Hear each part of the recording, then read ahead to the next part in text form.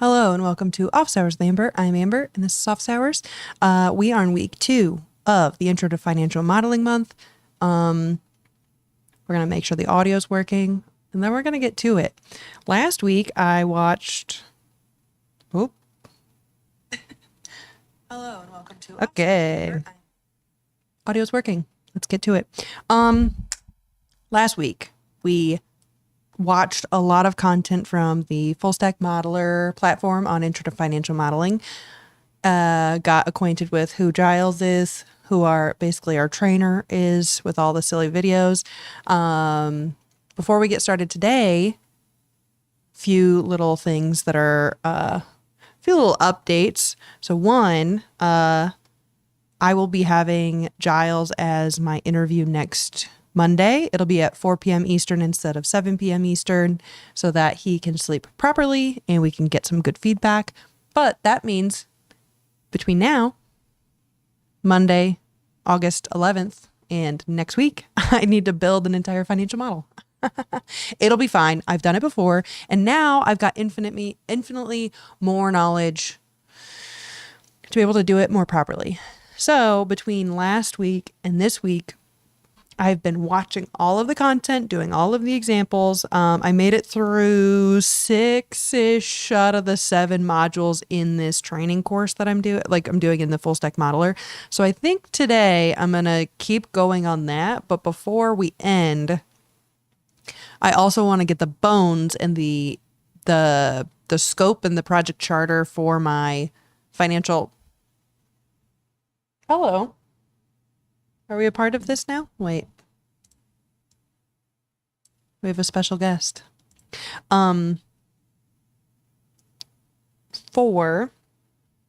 I end today, I basically want to set up the boundaries of who, what, how, why the financial model for Good Trade Depot will be existing. Which is like, of the financial modeling training I did so far, the first 6 modules, I took notes. The beginnings talks about like best practices. It talks about the primary questions, the key players, the principles. One of the very first things that they suggest you do is going through the 20 spreadsheet principles by the ICAEW. So I printed them out because I'm a very studious student. And so the nice thing is this kind of breaks into like, they're simple in thought, but like in application kind of get you on the right track. So for instance, the spreadsheet business environment, designing and building the spreadsheet, and then risks and controls. So in the first section, it's basically like, what is the role that this model is going to take in this, in your business, adopting standards, and sticking to them, which is tough because when you work in a small business, to be the one that instills the standard for everyone else to follow is tough because I don't know about y'all, but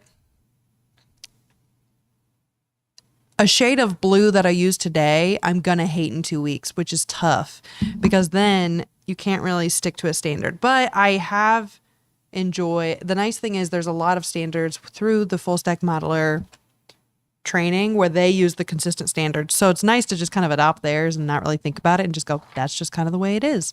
Because colors don't innately matter too much unless you have someone on your team that's colorblind, and then they're going to matter a lot. Banjo, we good? Oh, I'm sorry, miss the baby bear. Come to me. Okay. We'll have him later. But anyways, it's nice that so I read through all of these standards. I took a generous amount of notes. But a lot of them are like having like a welcome page with like the different version numbers, the purpose of the document, which is really important because the number of documents that I've walked into that I'm like, what the hell does this even do? They're important. So the nice thing is, I think just with these 20 basic principles, it really covers a lot of ground. The other thing... There's something very specifically that so when they were talking about in the beginning, it's talking about like who's going to use your model, who are the stakeholders, who signs off on the validity of it, who's going to maintain it. Very important. Let's get the self zoom back. Oh, Hi, Banjo. Very important to know who's going to maintain and how much energy it takes to maintain. Well, my eyebrows are crazy right now. Whatever.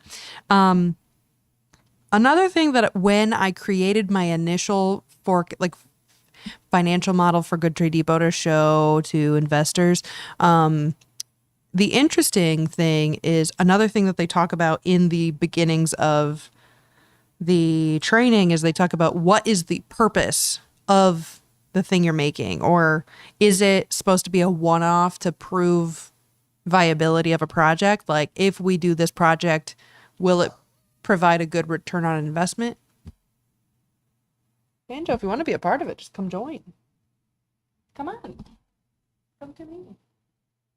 Come on. Oh my goodness, is this boy? Come on. Come on. A little further. Climb the bridge, man. There we go. He's so talented. I know, he's just a little baby. Okay. Having the structure of why are you using it? So, for instance, a budgets versus actuals that you need to review monthly to make sure that you're on track to the things you set out for, versus a project finance, like if we invest all this capital in specific equipment or specific opportunities, will it warrant a profitable outcome? Like, there's a bunch of different models that have a bunch of different mechanics, which is a lot to come into question with. So today's goals, I swear I'm not stalling, is I'm going to finish, I hope to finish in the first 45 minutes, the Intro to Financial Modeling course on Full Stack Modeler. And 2, I want to begin the bones of the project charter for my financial model for Good Trade Depot to make sure that it's accomplishing the tasks and objectives that I want it to accomplish. It is repeatable. So I kind of am dabbling in 2. I want to be able to have like a 3 to 5 year projection of, if we were to follow this path, what would that warrant in the future? But then I also want it to have a sub mechanism to be able to do the month to month. How well are we on the path to the 5-year plan? You know what I'm saying? And it might be asking a lot. And I think it's going to end up being 2 tools separately anyway. But fuck it, we ball. So before we get started, if you'd like, so the whole journey of what I've been documenting for the last 6 months with, 8 months. Oh my God, 8 months with Office Hours with Amber. Oh, lay down, mister. What are we doing? Why are we upset? Just sit down. You're fine. You can't see, but there's a little dog right here. With the last 8 months that I've been doing this is to up-level my skills to be able to stay kind of current with everyone else in all of the Excel updates. Okay. What are we doing? Why do we need to be up here? How about over here? Staying up to tune with the Excel updates. Because this is a case study, I'll be presenting that case study findings at the Active Cell Conference in 2020, the December Active Cell Conference this year in Vegas at the Luxor Hotel. And I swear by the time I get there, I will have actual English words to present. So if you would like to join me there, please go to theactivecell.com/shop and use my discount code PeachyPro, because we are professional peaches. So with that being said,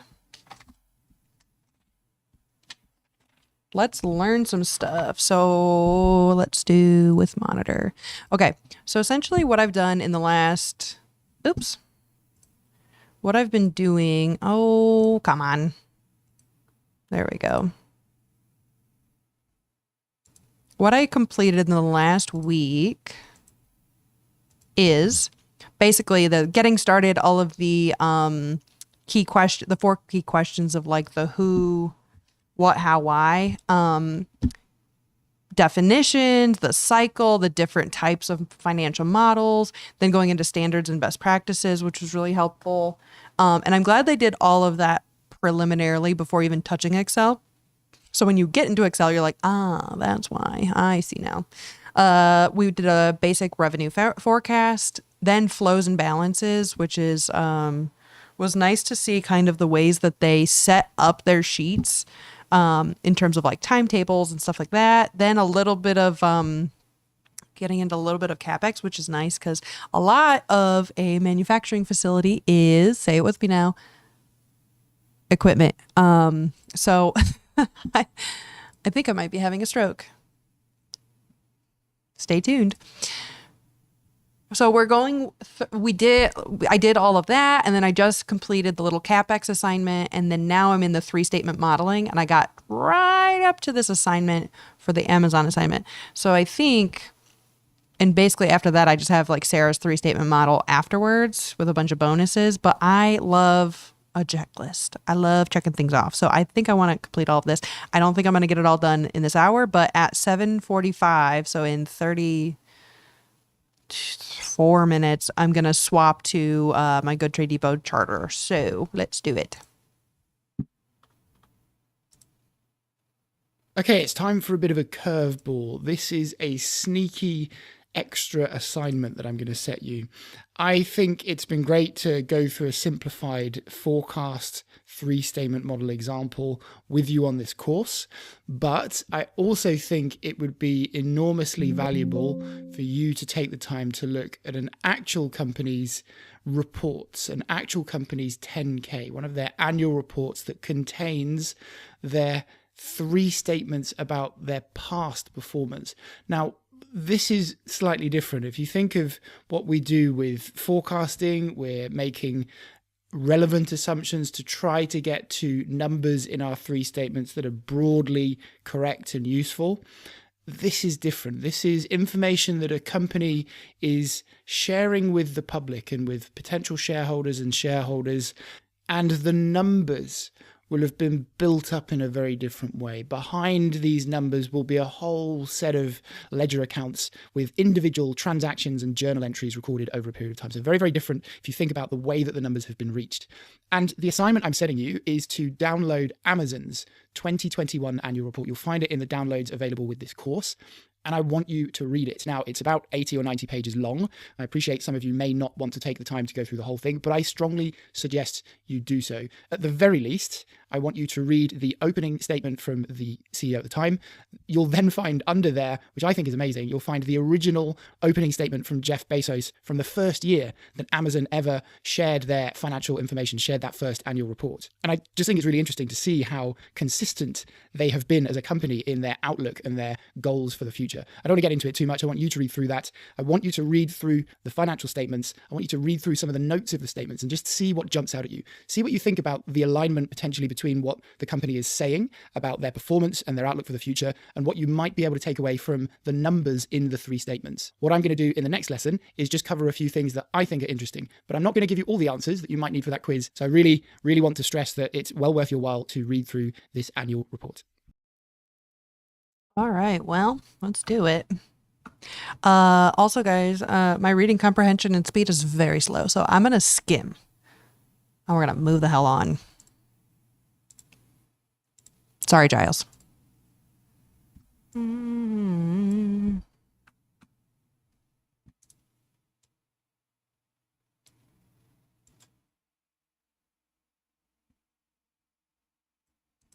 30% year over year.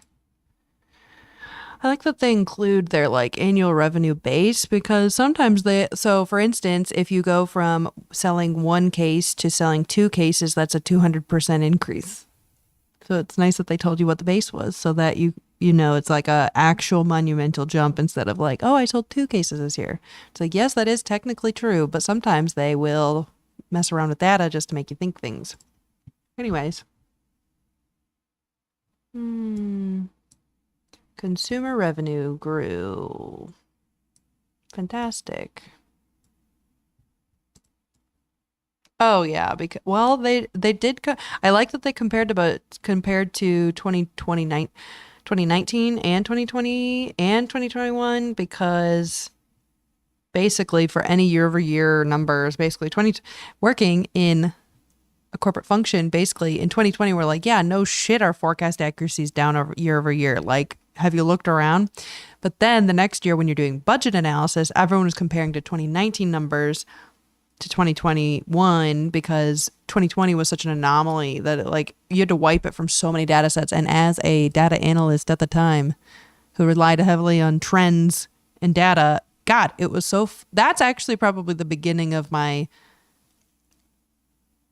not even the beginning, but very much solidified my love of Excel, my love of data and analytics in how much you can really change a story based on what your baseline is and how you impact and you compare. So anyways, it's not normal for a company our size as discontinuous and unpredictable as the pandemic. Preach it, sis. Inventions admired just pop out of someone's head. And presto. Breakaway success after a long time. Rarely ever happens.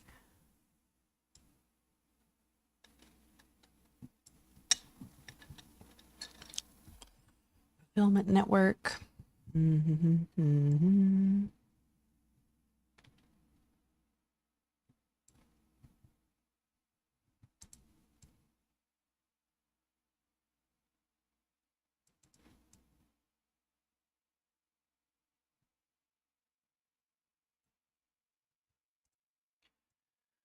God, this is really long. Jesus Christ. Okay, let's get to some bullet points. Hire the right builders. Ooh, fantastic. Organize builders into a team that are as separable and autonomous as possible. Love. Give teams the right tools and permission to move fast. Fuck yeah. You need blind faith, but no false hope. Awesome. It's a lyric from a Foo Fighters. That's so fun. Minimum lovable product. We call it lovable instead of viable. That's fair. Because MVPs usually are hobbling along on their limpest legs. The funny thing is MVP, you traditionally think most valuable player, and minimum viable product is the exact opposite, almost the antichrist of that. So adopt a long-term orientation.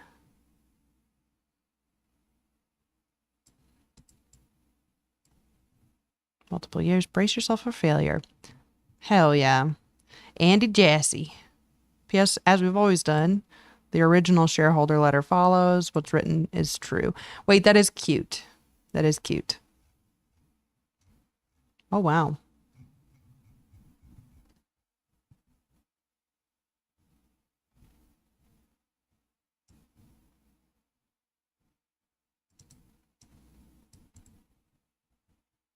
It is kind of wild, and I'm glad that with Good Trade Depot we're doing similar things of kind of documenting the history as it goes. We do monthly performance reviews, and it's nice to look back at them. It's kind of like a digital scrapbook of where we started and how it's going. Oh my gosh, Eric, hi, how are you? So it's kind of cute to be able to see obsess over the customers. Yeah, that's tough. I think it's interesting to obsess over customers while holding realistic expectations and having reasonable expectations so nobody's getting upset with a lack of service. So it's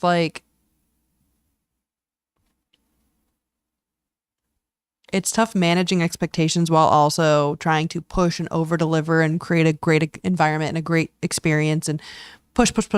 And then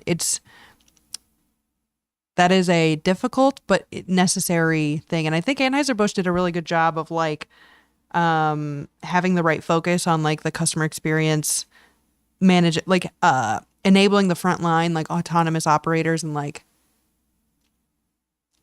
knowing that your middle managers and your directors and your VPs ain't shit. And so I think Anheuser-Busch, as much as it might seem weird to say that, was so focused on making sure the front line had exactly what they needed, were believed and heard and justified and taken very seriously, because they have such an impact on the organization and they are frontline with the customers. And it was really all about customer experience. And like, we also took it very seriously, like internal and external customers, because I was more of like an internal team, but like through and through, I think Anheuser-Busch did a really good job of showing me like the dedication to the customer experience and net promoter score and all that. And like, as well as your internal frontline pays dividends far past whatever strategic initiative, whatever, like just focusing on people, respecting people as people. Crazy idea, guys. It goes a long way. So I digress. I'm done bitching. All I'm saying is I like that even in 1997, they were so customer focused, and it's like still the same now. Cute. Okay. Anyways, I'm going to zip. Zip. Let's just get to some numbers. It's kind of interesting that there's like so much words in like a financial report. Let's see what if they've got bigger numbers. Oh, let's see this.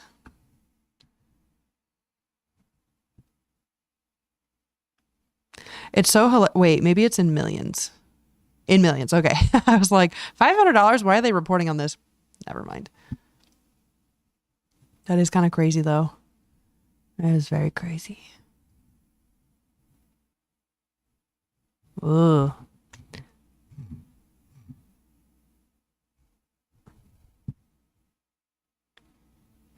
Oh, hi. For anyone who's joining, welcome for being here. This is Office Hours with Amber, where each month I try something new in terms of like mostly in the scope of Excel. So this year I've done lambdas and lets and OA robot and dynamic arrays and Power Query, all sorts of stuff. Now I'm putting all of those skills into kind of the bucket of financial modeling. So I, by trade, am an industrial engineer. And so I mess with Excel, I mess with numbers, I mess with a lot of nonsense. But today I am completing the Intro to Financial Modeling course on Full Stack Modeler. So if you like Excel, if you like data and you like tinkering with stuff, this is probably the place for you. Otherwise, I usually tell some nonsense story along the way. So grab a soda, hang out, have a good time. Julian, thank you so much. I try my best. But part of this was there's an assignment basically to look at Amazon's 2021 annual report, and it's 90 pages long, and I'm basically illiterate. So we're gonna skip that. But I'm gonna watch Giles' review and see what he pulled out of it, because I don't really know what I'm looking for in here. Okay. So I'm going to take this in two steps. This first video is me probably just rambling, to be honest, a little bit, but I'm going to walk you through some of the key things that jumped out to me as I read through the report from 2021. And I'm really not focusing too much on the numbers here. When we get into the actual... Oh my gosh, you said the magic word. You said office and ADHD. So perfect. You are in the exactly right spot, because my ADHD is cranking. So you're in the right spot. Also, Eric, I also live for nonsense stories and Excel. So... financial statements. I'm going to cover that in the next video, and we'll be a little bit more professional or technical. I don't know what the right word is. But in this one, I'm more interested in the story. And then I just had this sense in my head when I was looking at the numbers about whether or not the story from the wording lined up with the story coming from the numbers. And it'd be interesting, hopefully you'll find it interesting to think through the same sort of line of thought there. I think it's probably worth saying I have no particular allegiance to Amazon, so I'm just taking this at face value based on what I'm reading. I'm a customer of Amazon, but that definitely doesn't make me particularly unique. The one thing I would say is I chose Amazon for this exercise because I think it's quite an interesting read, certainly versus some other annual reports. By all means, go and find Coca-Cola's 10K from 2021 and try and read through that, and good luck to you. This report and the way that the messaging comes across from Amazon, to me, is far more passionate, far more open-minded, fresh in thought. I don't know what the right descriptions are, but try and read the two if you have time, and I think you'll get my point there. So anyway, let me run through some of the key points that I took here. This is my version of the document with my notes, which I'm not going to share because you won't be able to read half my handwriting.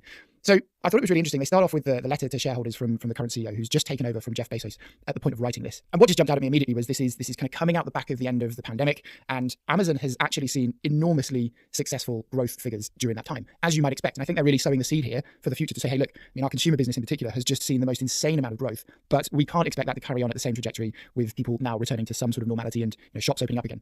What really jumped out at me was this statement here. When you think of the logistics behind that growth, the challenges of actually delivering an enormously increased number of products to people. Look at this. Amazon spent 25 years building their incredibly large fulfillment network, and then they had to double it in 24 months to meet customer demand. That's crazy. That is absolutely insane. And they make the point that they could only do that because they were kind of already in that mindset of continual innovation as it was anyway. And that's the other thing that jumped out to me in this opening letter, really. It was this focus on innovation. And I love the honesty that's shared here, that innovation isn't just a magic thing that happens. Behind the scenes at Amazon, there are people trying things, failing at things, debating things, running multiple iterations of things. And it's only with that sort of collective approach to innovation that companies see success like this. They talk a fair bit about how much money they're spending on things like their fulfillment network. That clearly jumps out as well. AWS is highlighted here. And when we look at some of the numbers for AWS, I mean, it's insane. So you can see why they are so focused on this area of the business for the future. Okay, what else jumped out at me from this? They talk about some of the other areas of the business, Prime Video. I don't know how many of your Prime Video watchers, but you can tell there's a huge amount that's invested to continually add products to that. I thought some of the wording about their sort of intention to really be a top-class employer was really interesting. And there's a lot in here that sounds incredibly positive. And it just made me stop and think, because the only thing I ever hear, in the news, in just word of mouth, I guess, about working for Amazon, certainly in fulfillment centers, is that it's pretty horrible. So this kind of surprised me when I read this, that there's just so much focus on how good they are trying to be as an employer. I mean, you have to acknowledge that this is a public document, so they're not going to be too open about anything that is negative. But this surprised me, some of the figures and the stats that they put forward here. You also get a real sense from this opening statement how much they are investing in other innovations. I don't really know how to say this, but they are investing billions of dollars in a low orbit satellite network. So I'm assuming that's going to be. I have no concept of $1 billion. And I'm okay to say that. I'm okay to admit that. And even when, or like, especially trillions of dollars, like, no concept. So it's interesting. I mean, even working in I think there's a younger version of me that would have been shocked to know that I even interact with the hundreds of dollars. And now I kind of, with this business, interact with thousands of dollars, or even 5-figure situations. And so then getting closer to the 6-figure situations on deals that you're negotiating is so crazy. I have no business, as the wise Kylie Kelsey once often says, I have no business knowing this stuff, but here I am. Competitor to Starlink from Elon Musk. But again, that could be another real game changer for Amazon's business in the future. And then they have this list of what I guess you could call sort of focus points, which I think are really nice as well. I won't go through all of them. The CEO quotes Foo Fighters at one point in a really nice way. You need blind faith, but not false hope. So again, I really like this. I think this is that, that they have to really trust some of the innovations and the decisions they make, but you have to also have that awareness to know that not everything is necessarily a good idea. The term that really jumped out to me here was minimum lovable product. And I just thought that was a really nice alternative to minimum viable product. Adopt a long-term orientation. I think that jumps out in everything that you read in this document. And brace yourself for failure. I think that's a really nice final message that they're sharing. Also, I don't know if Matt's watching. Likely not. He's busy today.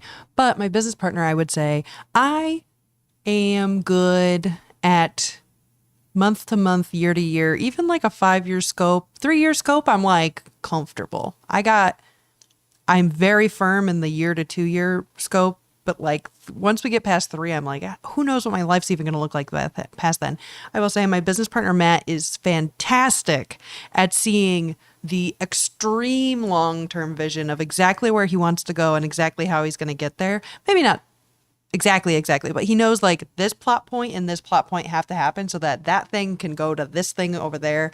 And I think similarly with Amazon is that they were so dead set and they're so far in the future that their North Star didn't change often. It was just, here's where we're going. Now things obviously got them there faster, slower, left, right, center, but they knew what the North Star was. And I think that's what Matt does really fantastic that I don't quite, because I've never really cared too much about much. And so in terms of my own career, in terms of the longest plan I've ever made was college, going and picking a major and then doing that for 4 or 5 years and then getting a job in it. That's the longest plan I've actually executed. So I would say, Matt, if you're watching, congrats to you. You're really great at the long term. And so is Amazon. Even Amazon, a company that you could argue could probably sit back and just soak up the money. I think they're really aware that they have to just keep thinking forwards and innovating, getting things wrong, learning, and that's how the business will continue to thrive and survive. And some of the closing words I really liked here, amazingly, he signs this off saying that it's still early days for us. And the final short sentence, it remains day one. And what's so nice about that is then when you get to Jeff Bezos' letter from 1997, I think that's the first year they ever had a letter to shareholders, it aligns completely to what Jeff Bezos says in here. And I think what just jumped out at me here was just how aligned the mindset is now, or in 2021, to what Jeff saw all those years ago. Incredibly, he saw the potential of the internet. He calls it somewhere here, there you go, the worldwide weight. So even though they had these astounding increases in sales, in customers from 1996 to 1997, Jeff knew the opportunity of what was out there in the long-term future. And they even talk, I think somewhere here, about the fact that books was basically just a chosen starting point. They knew that they weren't going to be a bookstore, but it was a way to just get them over the starting line and start testing how this would work, ready to grow into other areas in the future. I think they talk about it here. Okay, a few other things that jumped out at me now. I'm going to have to just scroll through a bunch of pages to get to the points I want to. So page 26 first.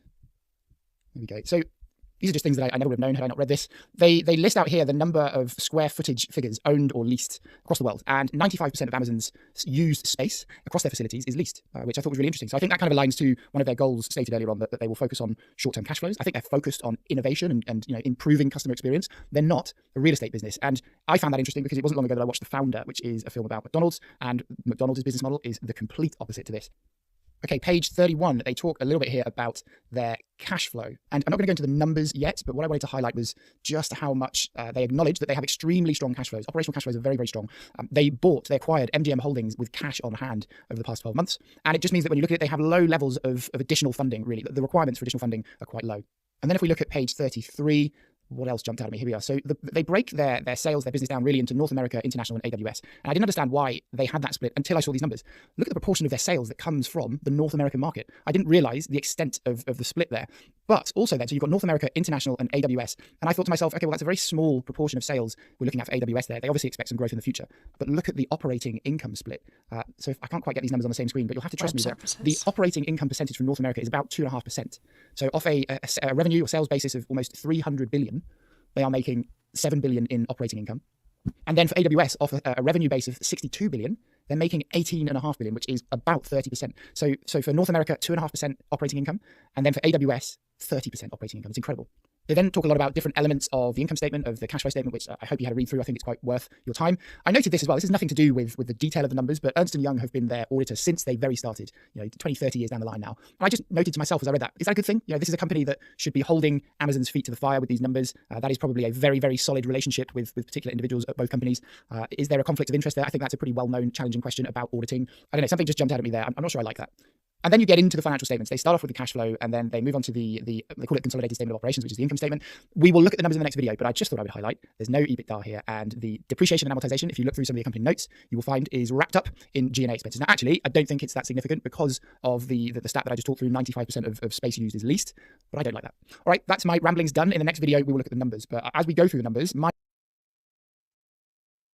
Okay, so I'm going to take this in two parts. The first, I'm just going to pick out some screenshots on the screen, and I'm just going to 2020 to 2021, 31% increase in total assets. And then alongside that, yes, we've seen that Amazon is generating huge sums of money, huge amounts of cash, but you can see on the liabilities and equity side that actually debt and equity funding has increased as well. But the equity side quite a lot because retained earnings has increased, which will be... I think I'm going to come back to this later because I need to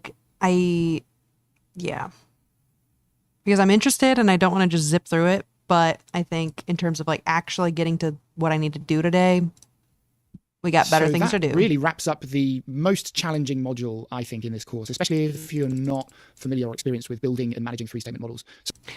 So this is a little bit of an overview of what I've completed in the last week, or actually I completed this today because I was I got to get going. So at the back end of all of those lessons we've been through, here are my key takeaways for you. Firstly, remember that the balance sheet captures everything owned and owed by a company at a point in time. And remember that behind all of the numbers you see on a balance sheet is this key accounting equation. Assets must always equal liabilities plus equity. And behind that, there are layers of accounting theory you can go into where you start looking at the debit and the credit for every item of activity on your books. Then you've got the income and the cash flow statements. And these are records of activity over a period of time. And typically we will look at a year. If you're in something like a management accounting or FP&A roles, quite often you'll be looking at monthly models and monthly activity as well, but very often with a financial year in mind, looking to close the books at the end of a year. And then remember these two key links between the three statements. You've got the retained earnings with that feed in of your net income or your profit from the income statement. And you've got the net cash, that net cash movement at the bottom of your cash flow statement, feeding into the assets side of your balance sheet if you have actually generated cash in the period. And most importantly for me is this. Each financial statement tells you something about a company's past or potential future performance, but really it's when you bring them all together, when you know how to pull the insights from across those three statements, that you see the full story about that company.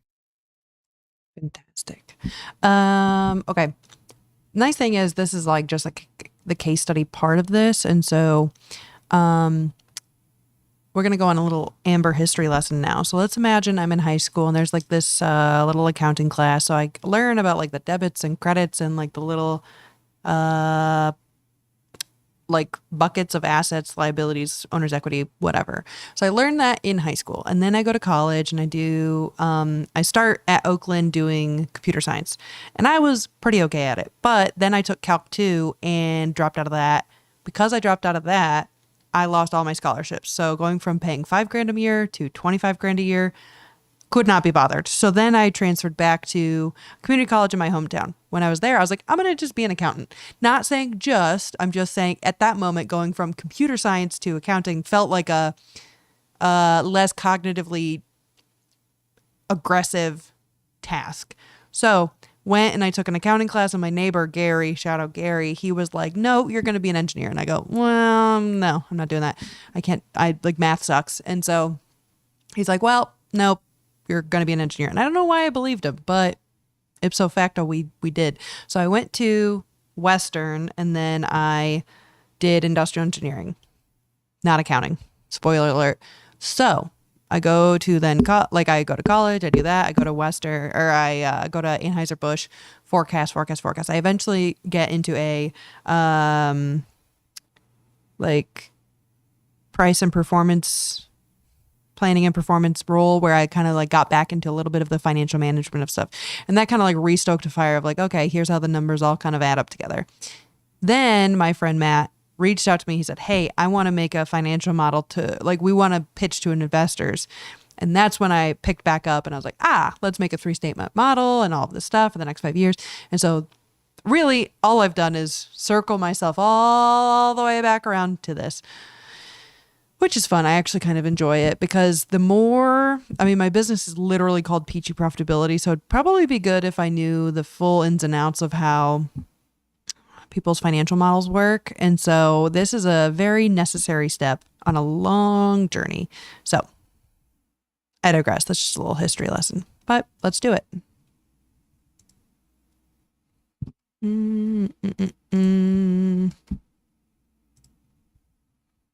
Let's take you, put you into here. Into August, and let's open you up. Not what I wanted. There we go. All right, let's see what our boy Giles has got to say about this. Okay, are you ready to help Sarah with her modeling for one final time on this course? The scenario here is a little bit different. So she's actually now brought somebody else in temporarily to help with modeling, but that person didn't finish the job and she's called on you for some emergency support. So what you're going to do is review the model that's been provided. It's called Monthly 3-Statement Model. You can download it now if you want to. You're going to have to do some work to link the 3 statements up, which I'll show you in a moment. And then finally, just think about the insights. What does this model tell you? It's different. It's a monthly model and some of the assumptions have changed. And that's really crucial when it comes to sharing some of these insights. When you look at the model itself, it's different to anything else that you've seen in the case study exercises. This is also, just as ever, one approach that could be taken to delivering this model requirement. So when we look at the how, very, very much in line with my approach as ever. What you're going to see when you open up the model is a series of worksheets like this. There's no solution file. This is just an incomplete monthly model. You've got your control worksheet at the front, you've got inputs worksheets, you've got your calculations worksheets, and you've got your outputs worksheets. Let's just spend a couple of minutes looking at the model, and I'll just give you a few small hints and tips before you get started. Right, so here we are in the model. What have we got? We've got an annual summary. We've got the monthly detail behind that. We've got calcs. We've got the time tab. We've got some series inputs. We've got some constant inputs. And we've got a control sheet. And we've got a lot of red flags showing something there that should be a little bit concerning. And what I want you to do is just look through this. Really, I'm just looking for one thing from you. And if you go down to the monthly balance sheet here, you'll see that there are some links that are missing. So the task is pretty simple. You're going to have to find the relevant balances, and they are very conveniently held at the bottom of. Cool thing that they do, and I'm going to back this up. You see how there's blue text and then there's red text, and it might be a little small on your screens, but the blue it's a cool standard that I like that they use here. Is blue means it's referenced from somewhere. And then red means it's referencing, like it is being used as a reference somewhere else. And I really like that because red means don't fucking delete this. I'll kill your ass. On site, will die.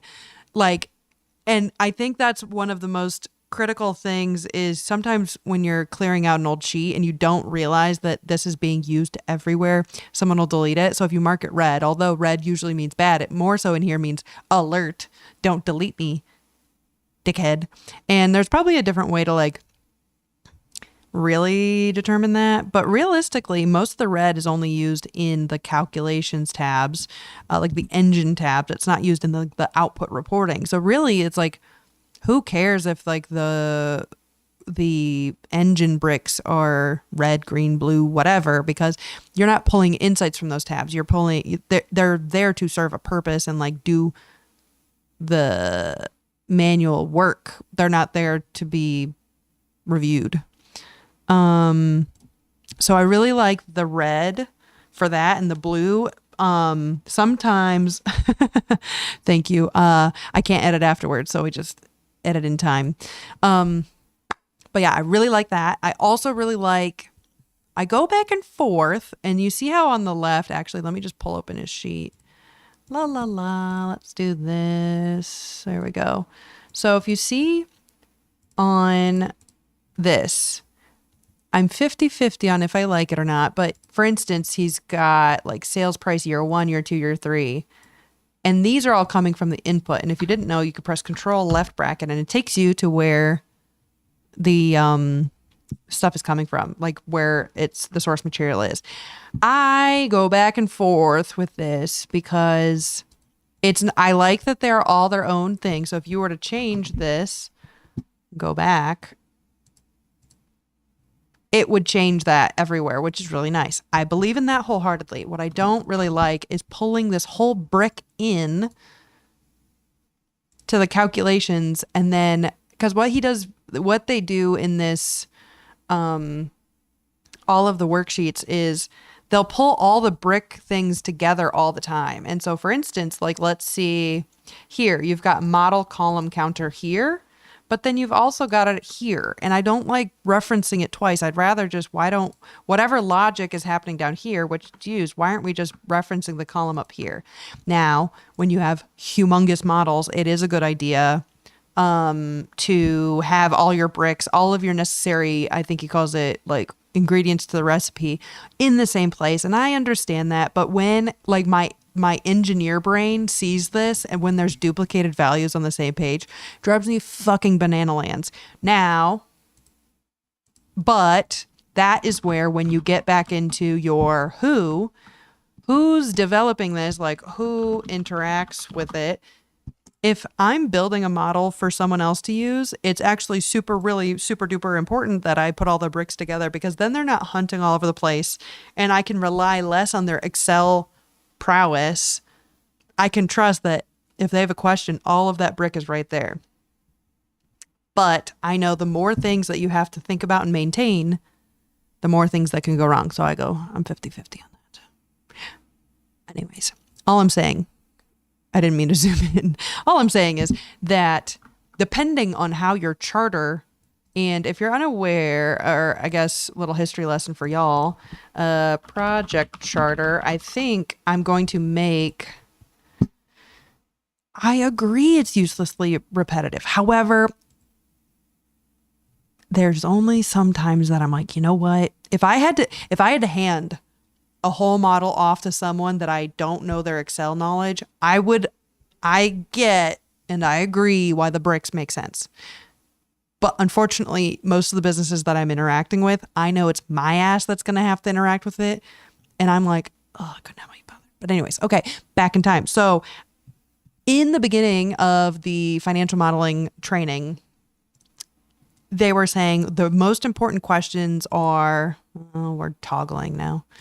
Who, what, why, how. So basically, who's developing, maintaining, interacting with this? Why is it needed? Like, what insights are necessary? Or like, what will and won't be in scope? So, will be in scope. What's appropriate? Like, what are we trying to answer? Whether it's a project, budget versus actuals, whatever. And then how will it be used? How are we going to protect it, etc. So these things are all the baselines of a project charter. So I think I'm eventually going to be making my own template, because I think there's a lot of future where I'm going to be doing financial models, or like general, intend on becoming a financial modeler, but I think there's a lot of my future helping small businesses where they're going to need something like this. So I'd rather just make a good project charter from the jump. So with industrial engineering or any kind of project management generally, there's this cutie thing called a project charter. So essentially it's just the scope, deliverables, risks, assumptions. Like, this prevents so much scope creep. It creates a good path of communication of who's involved, who owns what, what's happening, like when are things expected to be where. Like, it's a good resting place for a lot of information, so that at any point if someone starts to be like, well, what if we like maybe did a forecasting model and then did it by and we also did capex, and then can it also project when I'm personally going to run out of like, scope creep is a real thing. Thankfully I've only had fantastic clients that don't do that to me, so joke's on y'all.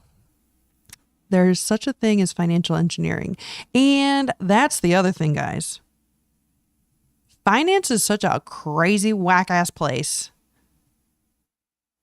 that I want nothing to do with. Like, in terms of like making your money work for you, like, I'm more in the operational finance of like, what levers and pulleys what levers can we pull to make a more efficient business work properly? Like, in terms of like, oh, you could put this money in a high yield savings account and then utilize this money and then take a loan against that money. That finance engineering, none of my damn business. Operational engineering, I'm absolutely in for. But knowing how you're operating, and the beginning, middle, and end of industrial engineering is how to optimize based on what you're interested in. Sometimes it's money. Most of the time it's money. Sometimes it's like injuries. Sometimes it's net promoter score. Basically optimizing based on business objective. And that's why it's important to know what your objectives are. So I did not mean to zoom again. I'm going to create a project charter template for financial models specifically eventually. We'll get there. But in terms of, and now that we're at the 45 mark, I'm going to try to answer these questions for Good Trade Depot specifically. So before I even get started with any of the other stuff, I want to keep myself reoriented on like, what is the actual goal of this? And I think there might be two. So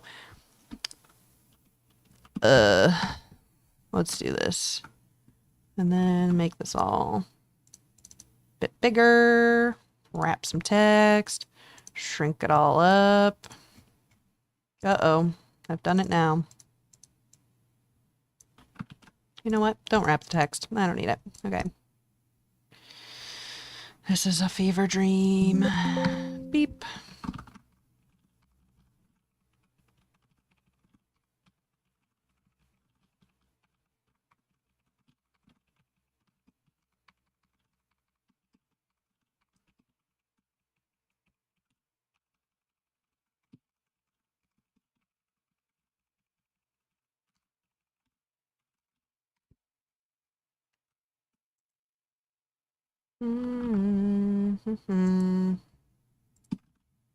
My haphazard ass notes. Okay, let's do this.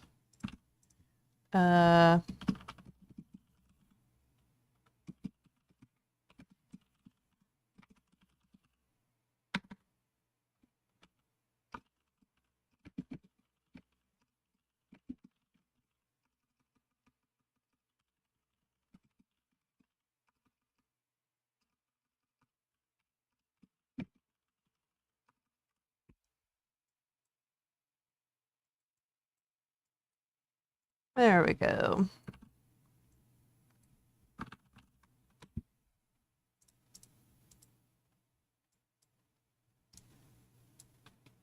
Ew, grid lines.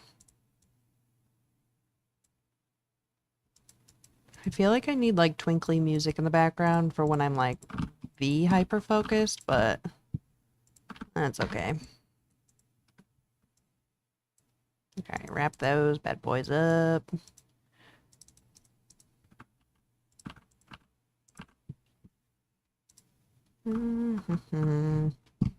Okay. Maybe like a right aligned situation. Good enough.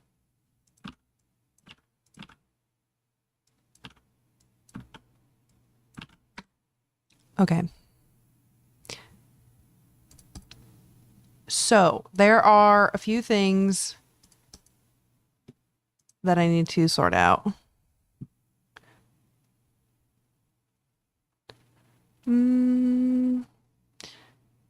Sim, good question. Other skills are you familiar with? So with my background in industrial engineering, most of my professional experience came from wholesaler demand forecasting, like sales forecasting, which was a lot of like optimizing for out of stocks, supply chain loss, which then dips into the inventory management side. And then also a lot of that then came with like continuous improvement projects. So my background is continuous improvement. My method that usually comes to the surface is like I use Excel to prove a lot of points. And so when I worked at AB, oftentimes I would want a KPI that didn't exist. And so then I would take all of the data, put it in Excel and show people, look at this. I've got data to support this, but make your like stupid software tell me this stuff proactively so I don't have to go through Excel to do all this stuff. So I used Excel to basically prove my point a lot. But now I am a fractional industrial engineer. So I help businesses basically with operational problems or operational frictions, and I decrease those frictions so that people can get back to their lives. Because like it's tough when you're like so busy, but also so behind. And so I help people get less busy and be able to use their money for better things. But things like workplace design and ergonomics and warehouse facility optimization and like lean manufacturing. I did a simulation project. So basically utilizing data to help people make better decisions is my whole thing. Financial modeling is just like a subset of like, how do I prove with this data that the thing I want to do is worth doing? Basically, I use Excel to prove my point a lot because people like to, I also, a lot of my professional experience is people fighting with emotions, and then I fight with data, and then I win more, and I like winning. Okay. Month to month, I have a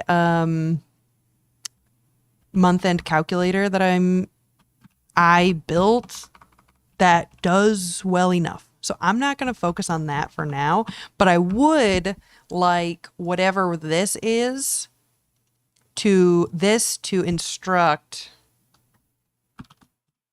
that. Quite interesting. Very skilled person. Oh my God. Thank you so much. I am here for all the compliments. I appreciate them deeply because the number of years that I spent thinking I'm a fucking loser that like had no skills was crazy. So yeah. And then I worked like a million hours, got diagnosed with ADHD, then figured out I'm pretty cool. Okay. Julian, you're so right. This is necessary for every business ever. And that is why I think not everyone needs a full-time engineer. And that's why I fractionalize myself so people can just use me a little bit when they need, because a lot of people just need to know I'm on the right path. What I want is achievable. And so a lot of the time my framework is alignment, assessment, advancement. Alignment is really just pulling people's objectives out of their head and getting it on paper, because the sooner you can commit what you want to paper, a well-defined problem is half solved. So I help people really well define what their problem is or what they want to solve. And then we go into assessment. And that's where we look into people, process, technology, and routine of all those things. How far are you? Like, let's say I want to make $1 million. Okay, well, do you have the staff to do it? Do you have the capacity? Do you have the building? Do you have the technology to be able to handle that kind of workload? We look through bit by bit, like surgically combing through all of your organization to see what is the biggest problem that is driving you furthest away from that aligned goal. Then that's when we get into industrial engineering land with advancement, with a PDCA, DMAIC, Lean, Six Sigma. We toss it all into the pot depending on what your biggest gap is. And that is where I truly start working, because alignment assessment is just observation and like communication observation. Advancement is when the engineering starts again. And that's where there's a lot of stuff that people can have full autonomy in their day to day. They just didn't know that that's the problem they should be solving right now. And so I help kind of illuminate the things that they could do within their control that they don't need me. And I think the best engineers, if they are a successful engineer, they really prove themselves to be unnecessary, which sounds really backwards. But the less necessary I am day to day in your organization means the systems were built so well that I'm unnecessary.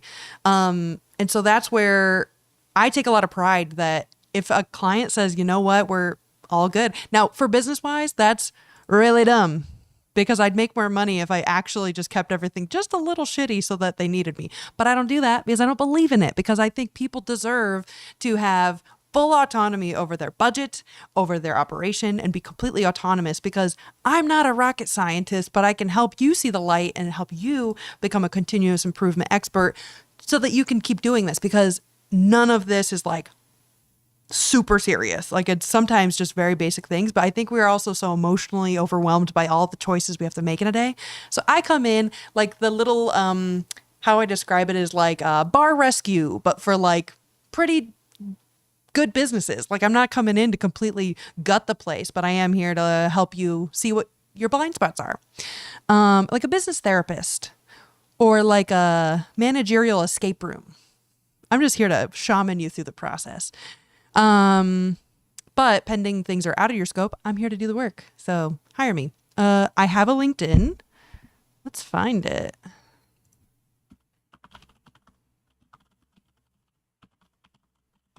Maybe that's it. Nope. Oh my God. Okay, LinkedIn in the chat. Feel free to add me. I love connections. And did you take any additional certification to perfect yourself in that field? Not even one. Zero. Not that I don't pride myself on that, because I think a lot of people get a lot of benefit from certifications. I personally don't. I'll give you two answers. And honestly, I didn't really achieve much today, but with certifications, I think it's almost a red flag if you see someone getting certification after certification after certification, and it's like, when do you have time to do your real job? Like, what are you doing? And so although this is not a suggested path, I got my industrial engineering degree, which kicked the shit out of me for 4 or 5 years. And then I went to Anheuser-Busch and I did hundreds of projects. And so I collected all of these projects. And then inside of Anheuser-Busch, I did a green belt certification where I did a training, like at the yellow belt, the green belt, and I got a lot of training on that, but I didn't specifically get like a certificate of this. And I don't really do certifications just for the sake of certifications, other than like at Good Trade Depot, we have like our HACCP certification to like prove like consumer safety things. Those I take very seriously. But in terms of like project management and Lean, Six Sigma, I don't specifically subscribe to it. And now don't clock me on this, because I'm sure there's an older version of me that probably does want to get project management certified. But like, for instance, let's say when I was in college, we did the fundamentals of engineering exam and I passed that. Fantastic. It was a part of the class and I got extra credit for my class, whatever. But the PE, the professional of engineering, to get that, there's the jobs that require that certification I didn't want to do anyway. So I was like, I don't really want to be like held liable for like the government contracting and like building buildings. That's none of my business. I think I have enough work to do with small, medium businesses in the area and like digitally, locally, whatever. Really anywhere. If you're, in Australia and you want to do business with me and you need help, you can let me know.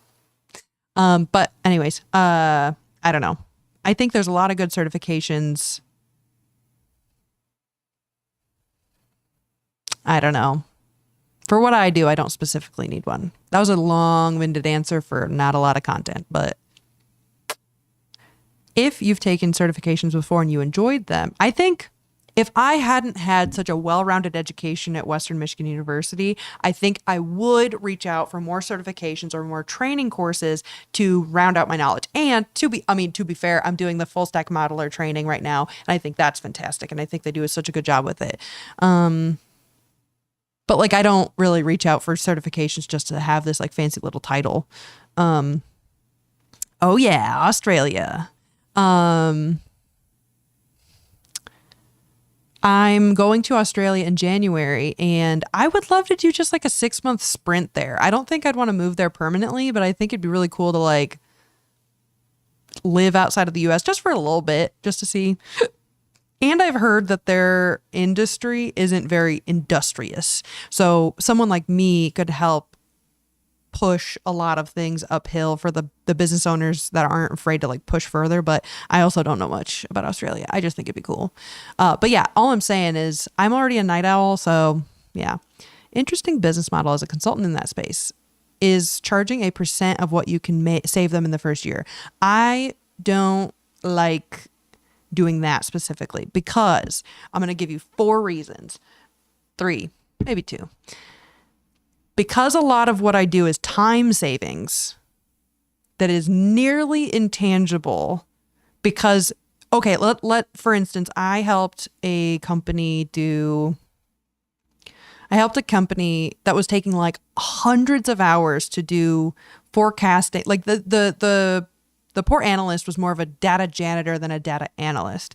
And so we saved hundreds of hours, but now, similar to the Amazon example, we saved them all that time so they could reinvest that time into more intellectually stimulating, correct conversations, and they have capacity for those conversations in quicker succession than they could. So there's not like a cost savings in that way. So if I was to charge a percentage of that, in the project scoping phase, I wouldn't have been able to charge properly in that way. And it's not enforceable really in my world. Now, difference is like if I was to do like a project on like, let's say procurement and say, hey, if I can find you a better supplier that charges, I don't know, 10% less, maybe I get a cut of it. But like, I don't like making customers feel disincentivized to get better results. Now, this is a great question you bring up. How does one person like me get paid? And that's where I have my hourly rates. And there are some people that are kind of against the hourly rate model because then as a consultant, you're disincentivized to work quickly. But I personally don't subscribe to that because what I work with clients on, and like we're going way over time, but I think this is a good conversation to have. What I do with clients up front is I say, hey, I have 5 to 10 hours a week maximum to designate for your business. And then they go, I have the budget for 3 hours a week. And I go, perfect. We can work with that. And then that is kind of throttling the progress of either we get a lot done or we get a little bit done. And so that gives them the autonomy that they don't feel like I'm like just racking hours just cause. And then we have sprint planning, kind of like, I don't know, I think Agile does this or like, I don't know the exact terminology. I should look it up and I should get certified, but basically sprint planning of like, okay, in this week's sprint, here's what we want to accomplish. And then based on the effort it takes to do those things, they can prioritize based on what their objectives are and like how the project is progressing. So I'm still learning though, because I think it's a strange conversation to have because it's like, I don't know. I'm open to all suggestions, but every time I try to assess my pricing, I feel gross, but firm. I don't know. So if you have any opinions, feel free to add me on LinkedIn and let me know. But anyways, if you'd like to support me, feel free to tell your boss, your manager. If you're a business owner, feel free to recruit me. I am here to help you with your business needs. And it comes in 3 ways. There's the full service, like if you have no time capacity or anything, I come in and do a full business transformation, goals, alignment, and execution with you. That's level 1. Level 2 is you might have someone on site being able to push this and execute the project, but you need someone to kind of keep tabs, keep the beat, make sure that we're on the right track, and keep us accountable to doing that thing. Then I can be that kind of project managerial, and that's level 2. Level 3 is purely advising. Like, I'm just here to check in with you, make sure things are cool, keep you on a beat, but like not. It's more of like hey, I've got this Excel question and I want to be able to like do this thing. What does that mean? And so that's like kind of like more one-on-one mentorship, and that's level 3. But what tools are you use the most every day to manage such mandate? Weirdly, lately I've been really enjoying, I'm a Microsoft girl through and through.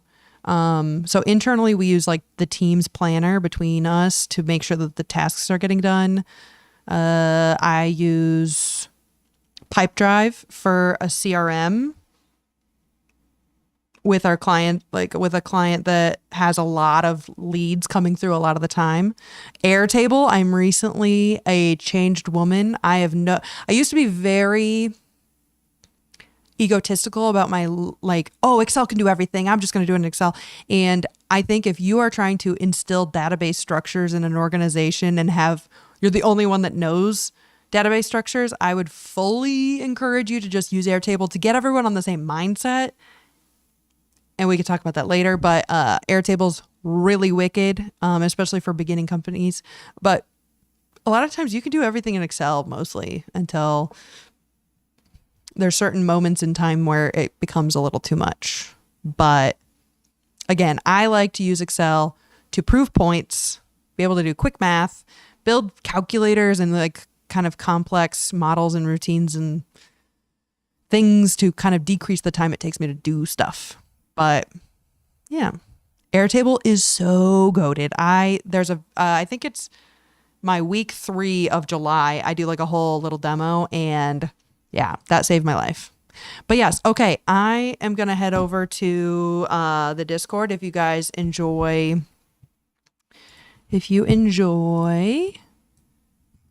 Excel, if you like continuous improvement. We have a group over there. I'm going to create the link real quick. Okay, I hang out in Discord after the office hours and kind of chit chat in the chit chat chamber. Super cute. But I'll be over there hanging out. Yeah. But yeah, I'm here every week, Mondays, 7 p.m. Next week will be 4 p.m. Eastern Standard Time. And I'll be interviewing Giles about my financial models that I have yet to make. So we'll see. Okay. Anyways, thank you guys